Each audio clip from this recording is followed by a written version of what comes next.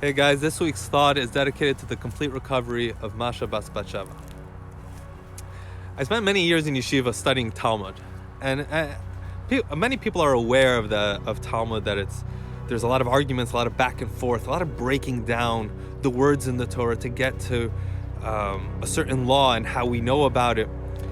And we used to spend hours in yeshiva on just a few lines, and our teachers would spend just understanding the depth of what there was in just a few words. You can just read through it and it just may seem, oh, it's telling us something.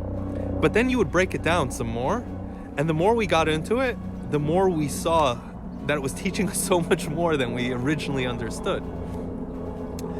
In this week's Torah portion, Parsha Vayikra, we begin the third book of the Torah. And the word Vayikra, God is calling to Moses. But if you look in the Torah, the word has a mini aleph, which is very unusual in the Torah, to have, this mini letter compared to all the other letters. And all the commentaries point this out. And they all have a similar explanation, which is that it represents Moses' humility. Moses was the most humble man who ever lived. And he wanted to separate himself from this great special treatment he was getting. God is calling to Moses personally. And so, to represent this humility, the Torah writes Vayikra with a small aleph. But I think there's a deeper lesson here.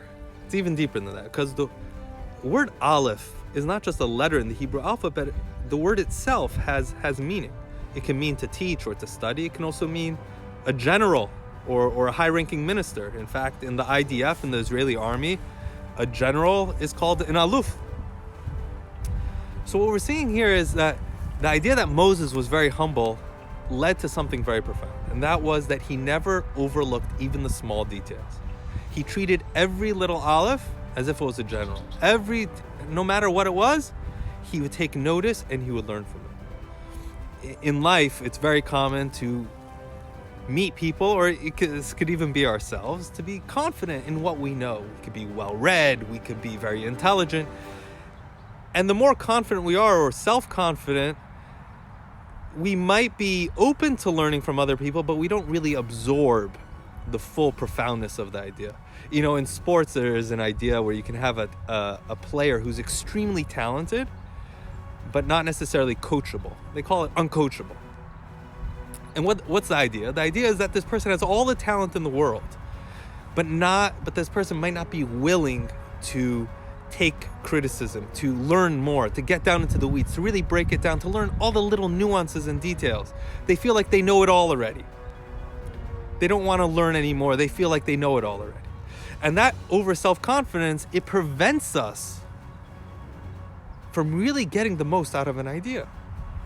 And so what Moses was saying here is he's teaching us a valuable life lesson, is that to be humble, then when we have this humility, we're open to really absorb all the tiny little details, not to overlook anything, not to say, oh, I know about that already, or yeah, nice idea, but to really be open and have the humility to say, wow, there's so much more here that I didn't even realize. And that takes a humility like Moses. So, Shabbat Shalom, Shabbos.